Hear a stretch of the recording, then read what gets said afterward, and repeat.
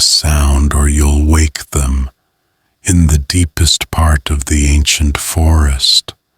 The flickering candlelight illuminates the faded pages of a story.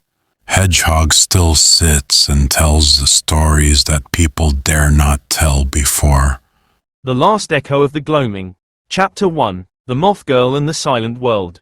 In a city whose name had been worn away by wind and sorrow, sound was a currency more precious than gold. This was Nocturna, a place of perpetual twilight, nestled in a canyon so deep the sun never touched its streets. The city was ruled by the Resonance, a guild of powerful individuals who had mastered the physics of sound. They could weave whispers into walls to keep out the cold, shape shouts into solid shields, and distill laughter into glowing, ambient light. The rich lived in districts humming with melodic warmth, their homes illuminated by captured joy. The poor shivered in the silent, dark outskirts, their voices hoarse from the constant, desperate attempt to create enough noise to trade for bread and coal. In the quietest, darkest alley, next to the great, silent void known as the Echo Well, lived a girl named Lyra.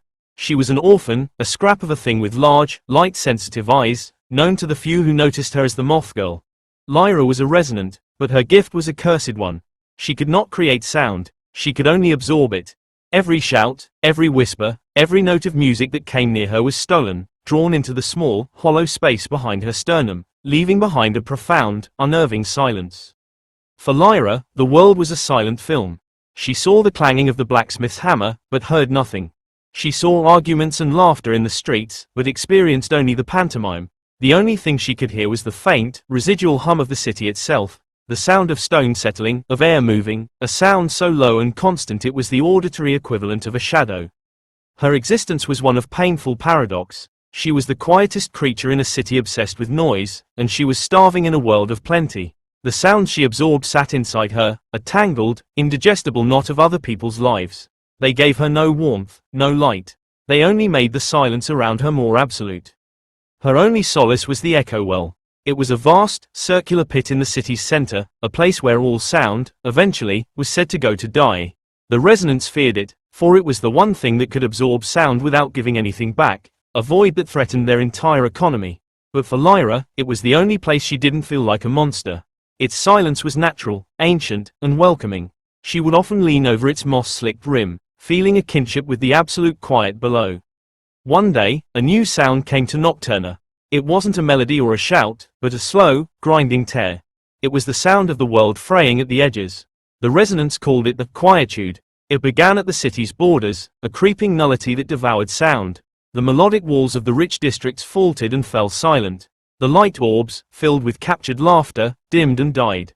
Panic, in its most silent, terrifying form, began to spread. The very fabric of their world was unraveling. The High Resonance, in their desperation, made a proclamation: whoever could discover the source of the quietude and silence it would be granted a lifetime's worth of sonic wealth. Lyra watched the silent panic from the shadows. She felt the quietude not as a threat, but as a strange, cold tide, similar to the well's silence, but active and hungry. And for the first time, she felt a pull. The hollow space inside her chest, usually a prison, seemed to resonate with the advancing nullity. It was a calling. That night, as the city descended into a darkness deeper than any it had known, Lyra made her choice. She would not try to stop the quietude. She would follow it. She walked towards the advancing wall of silence, a small, dark figure against the dying echoes of a world. As she stepped into it, the feeble sounds of the crumbling city were snatched away, not just from the air, but from her own internal reservoir. For the first time in her life, she was truly, completely empty. And in that emptiness, she heard something new. A single, pure, guiding note, coming from the heart of the silence. It was coming from the Echo Well. Chapter 2, The Keeper of the Well. Descending into the Echo Well was not a matter of climbing, but of listening. Lyra followed the pure note, a silver thread in the tapestry of nothingness. The stone walls of the shaft were not rough, but smooth as glass, polished by eons of passing sound. There were no ladders, no steps. She simply stepped into the silence, and it supported her, a gentle, negative pressure carrying her down into the deep. She emerged into a cavern of impossible geometry. It was not dark, but illuminated by a soft, sourceless grey light. The air was thick and heavy, not with moisture, but with absorbed time. And in the center of the cavern sat the source of the pure note, a man, or what had once been a man. He was ancient, his skin like parchment stretched over a framework of bone. He was swathed in robes the color of forgotten things, and his long, slender fingers were poised over a complex, crystalline instrument that seemed to be grown from the floor itself. From this instrument, the single, sustaining note emanated. He was the keeper of the well, the final custodian of all the sound that had ever been lost. He did not look up as Lyra approached. His voice, when it came, was not a sound in the air, but a vibration that formed directly in her mind. You are the absorbent, the empty vessel. I have been waiting for you. Who are you? Lyra's own voice, a dry rustle she couldn't hear, was swallowed by the cavern. I am the last echo, he mind spoke. I was the first resonant. I who discovered how to bind sound to will. I who built Nocturna. And I who, in my pride, broke the world. His story unfolded in her mind, a cascade of images and emotions. He showed her a Nocturna vibrant with true, wild sound, a city not of captured noise, but of shared music, of unafraid voices. He showed his discovery of the sonic weave, the fundamental pattern that held sound and reality together. And he showed his fatal mistake, attempting to own the weave, to stitch it into the very stones of the city, making it permanent and predictable. I tore it. His mental voice was thick with a grief that had lasted centuries. In my arrogance, I snapped a fundamental thread. The weave began to unravel. Sound began to leak away, first slowly, then all at once, into this well. I built this place as a trap, to catch the dying echoes of the world I broke. This note I sustain is the last thread, the final anchor holding the weave from complete dissolution. The quietude you feel above is the final unraveling. Why am I here? Lyra asked, her own silent grief for a world she never knew mirroring his. You are not a mistake, he replied, his thought voice softening. You are a symptom, a manifestation of the tear itself. Your body is a small, walking version of this well. You were born of the world's need to balance itself. The resonance above, they hoard sound as I once did. They have learned nothing. Their world is a parasite on the true weave. The quietude is not a plague. It is the universe's immune response. It is a reset. Lyra understood. The resonance city was a lie, a gilded cage built on a foundational flaw. Their fear of silence was the fear of the truth.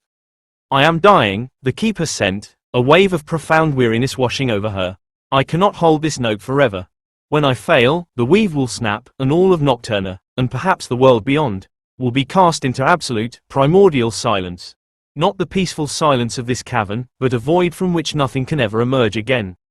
He turned his head, and for the first time, his physical eyes met hers. They were not the eyes of an old man, but deep pools of starless night. There is one chance, he whispered into her mind. The weave cannot be repaired from without. It must be rewoven from within the silence. You, the empty vessel, are the only one who can enter the tear. You must journey into the heart of the broken pattern and sing a new one into existence. But I have no voice, Lyra protested, her hands flying to her throat. I absorb sound. I cannot create it. You have absorbed a lifetime of sounds, the keeper replied. You are not empty, child. You are a library of lost echoes. You carry every unheard laugh, every swallowed sob, every silent prayer of a dying city. You must not sing with your throat. You must sing with your soul. You must become the loom. Chapter 3, The Symphony of Ruin. The keeper's instrument was called the sonolith. He guided her to place her hands upon its cool, living crystal. As she did, the world dissolved. She was no longer in the cavern. She was adrift in the sonic weave itself. It was a universe of interlocking melodies, a cosmic fugue of light and vibration. But all around her, she saw the damage. Great, golden threads of harmony were snapped and frayed, curling back into nothingness. Discordant, sickly colors bled from the tears, and through the gaps, she could see the infinite, hungry blackness of the void. The quietude was this void, seeping in. The pure note the keeper sustained was a single, brilliant silver thread, holding fast against the storm of nothingness, but it was thin, and straining. Lyra knew what she had to do. She had to gather the broken threads and reweave them, but she had no shuttle, no needle, only the stored sounds within her. Tentatively, she reached for one. It was the memory of a sound, the clang of the blacksmith's hammer. She focused on it, not as a noise to be released, but as a substance, a fiber. To her astonishment, it manifested in the weave as a strand of glowing, hot iron. She guided it towards a broken golden thread, trying to splice them together. The result was catastrophic. The iron thread repelled the gold, and the dissonance sent a shockwave through the weave, widening a nearby tear.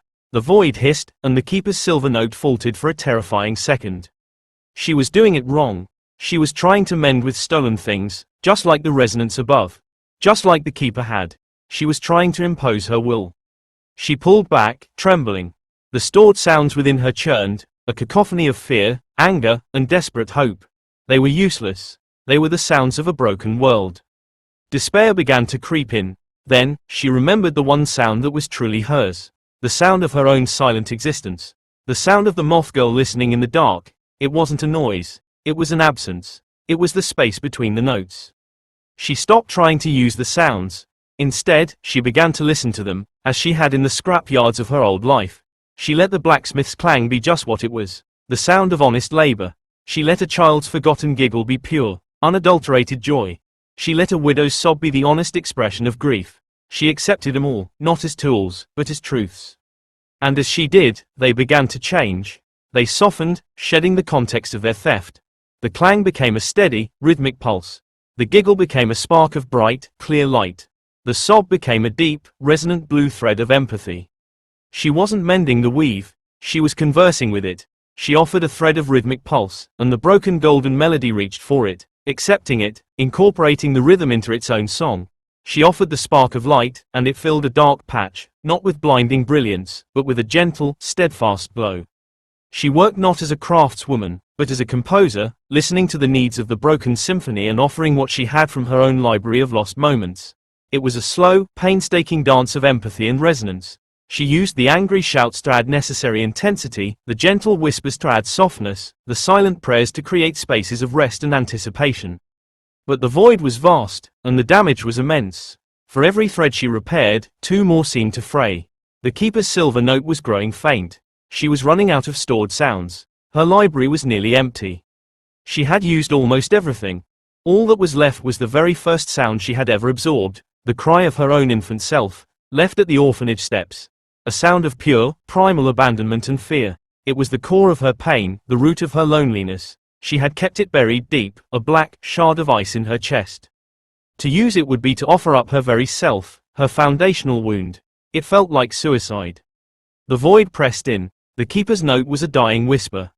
There was no choice. Chapter 4, the first and final note. Lyra reached into the deepest part of her being and drew out the infant's cry. It was not a strand or a thread, but a black, jagged tear in the fabric of her own soul. She did not try to shape it or change it.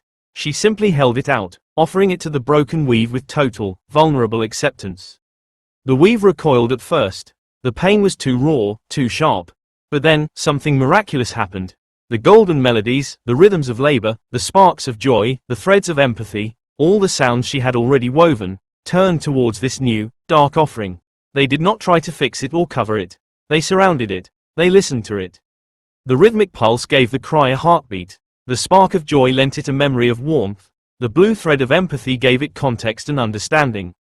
The jagged black tear began to soften, to unravel. It didn't vanish, it transformed. It became a deep, minor key that underpinned the entire symphony, a bass note of profound sorrow that gave the joy meaning, the hope weight, the lighter shadow to define itself against. It was the note of loss, which is the prerequisite for love. In that moment of integration, Lyra understood the true nature of the sonic weave. It was not a tapestry of perfect happiness. It was a story, and the story needs conflict and resolution, sorrow and joy, silence and sound. With the incorporation of her final, most personal sound, the reweaving accelerated. It was no longer her work alone. The weave itself was healing, its own innate intelligence guiding the process, using the materials she had provided. The tears knitted themselves back together. The void was pushed back, not by force, but by the simple, undeniable presence of a reality that was once again whole and complete. The single, straining silver note of the keeper dissolved, its purpose fulfilled. It was no longer needed. In the cavern below Nocturna, the last echo of the Gloaming let out a final, soft sigh of release. His body crumbled to dust, his centuries-long vigil finally over. The sonolith, its purpose served, turned clear and inert. And in the heart of the newly woven pattern, Lyra, the Moth-Girl, finally found her voice. It was not a single sound, but the culmination of all sounds. She opened her mouth, and from it flowed not a song, but the potential for all songs. It was the sound of a beginning. Epilogue, a different music. The quietude receded from Nocturna, but the city it left behind was not the same. The power of the resonance was broken. Their captured melodies had bled away during the silence, and they found they could no longer hoard sound as they once had. The sonic weave was healed, but it was now wilder, freer, less susceptible to control. Light and warmth returned, but not from captured laughter. The sun, for the first time in millennia, found its way into the deep canyon, its rays a gentle, genuine gold on the wet cobblestones. People found that their own voices, raised in genuine conversation or song, could warm a room. That a shared story could light up the night. Lyra returned to the city, but she was no longer the Moth-Girl. She was the Weaver Singer. She did not rule, nor did she hoard. She taught. She taught the people that silence was not an enemy, but the page upon which music is written.